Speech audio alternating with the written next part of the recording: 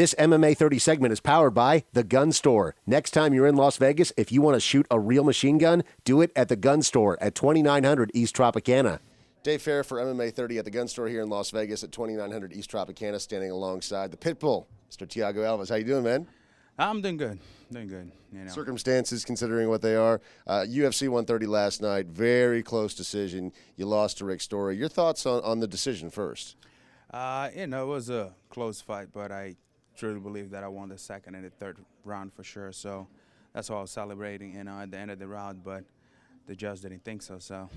Yeah, I saw that look of disappointment on your face. Yeah, I think that a lot of people expected your hand to be raised. But when you heard the announcement, were you actually surprised, or did you think that there was a possibility it may go that way? I was surprised. I mean, I knew it was a close. The first round, I knew he had it for sure. The second round, I knew I took him down, controlled him in the top for a little bit, and I landed a few shots. The third round, I just dominated. So I think it comes down to the third round in my eyes, but I guess not. It's one of those risky fights, too, because Rick Story, a lot of people that are kind of MMA diehards know that he's a really good fighter and he's an up-and-coming prospect, but his name isn't as big as the Thiago Alves name yet. So when that fight first got brought to you, was there some hesitation on your part to take it? Because it's always dangerous to fight a guy that's not as well-known but is a really solid fighter.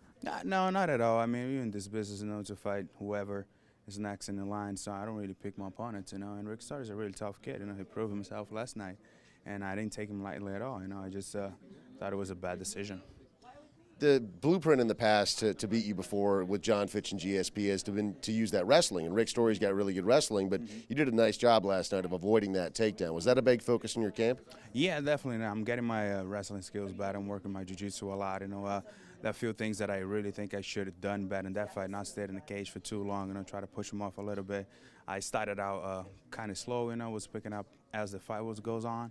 But it's a learning experience. I still think that I did enough to win the second, the third round. But once again, it's out of my hands now.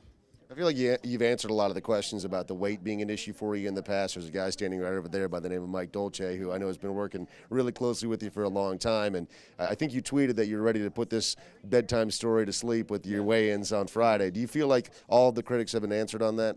Oh yeah, definitely. I mean, we made 170. That's the championship weight. I wanted to do that to show everybody, I'm not missing weight anymore. That's the old Thiago Alves, and I had a really great camp for this fight. Fortunately, they didn't win the way I won, last fight, last night. But it's getting better. Things are getting better, and the way it should. And I mean, it's not in the speed that I want, but it's getting there.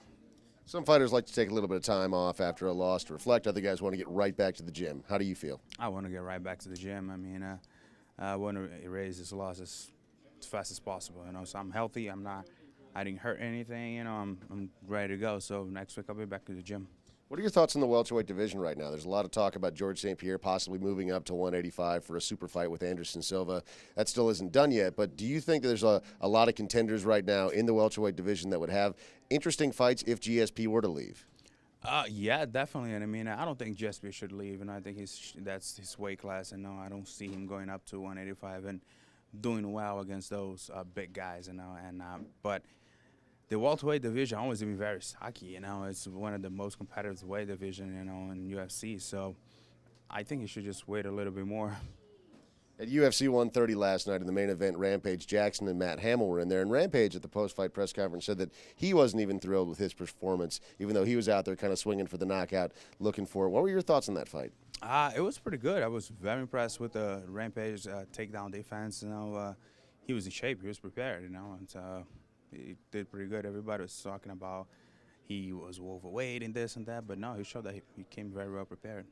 I feel like people were pretty critical of last night's card for some reason. Even in the co-main event, you had Roy Nelson and Frank Mir. Personally, I thought that was a pretty entertaining fight, but I've heard some people saying otherwise. What do you think? I thought it was a good fight, though. I mean, Frank Mir did a great job, and Roy Nelson is always entertaining to watch, so I thought it was pretty cool. That dude can take a beating, huh? Yeah, I think it's because his hair, maybe. You should grow a mullet out. Maybe we should all grow mullets out. I can. I mean, I'm getting bald, so it sucks. Thiago Alves, thanks so much for talking to us. Looking forward to seeing what's next. A pleasure. Thanks for having me.